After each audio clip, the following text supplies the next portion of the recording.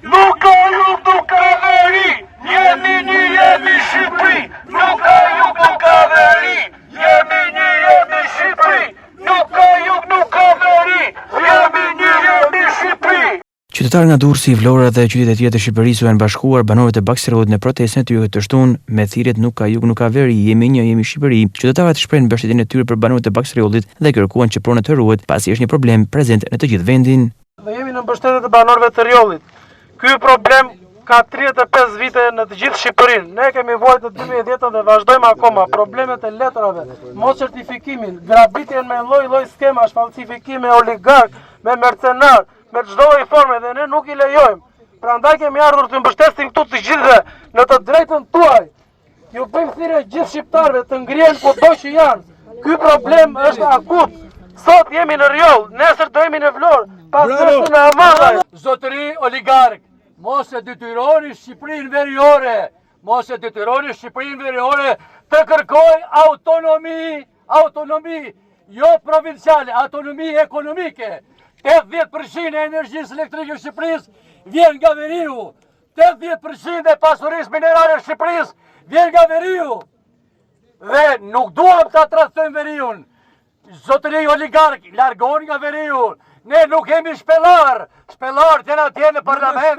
Shpellarët janë atje që ndërtojnë kuva, që i kanë përfituar me tendra. Nëse nuk zgjohemi sot për të mbrojtur pronat e njëri tjetrit, nesër do jetë shumë vonë dhe kjo është pa prej 2009-s.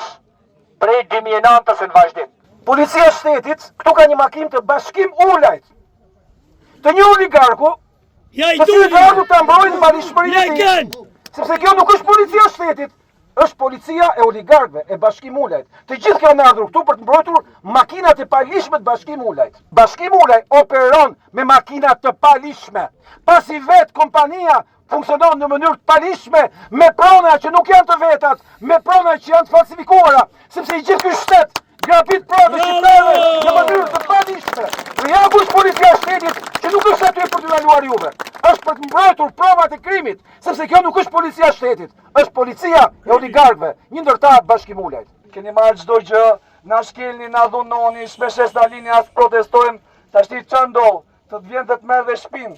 Domethënë, gjëja më minimale, më jetike, mbas 45 vjetësh komunizëm dhe gjithë familjet tona me sa lloj sakrificash kanë ndërtuar shtëpitë e veta, kanë bërë dokumentacionet e pronave, shumë prej tyre s'kan mund t'i marrin. Tash ç'a të bën?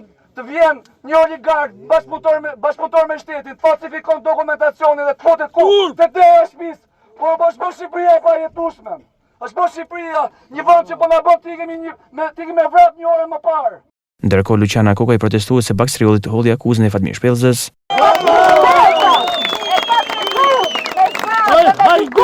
Se nuk është burr malësijet. Na malësor kena pajtu gjaqën shpinë e tjetrit.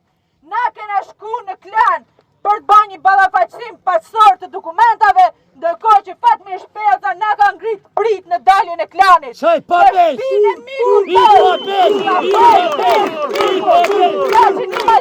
Nuk e bën kurrë.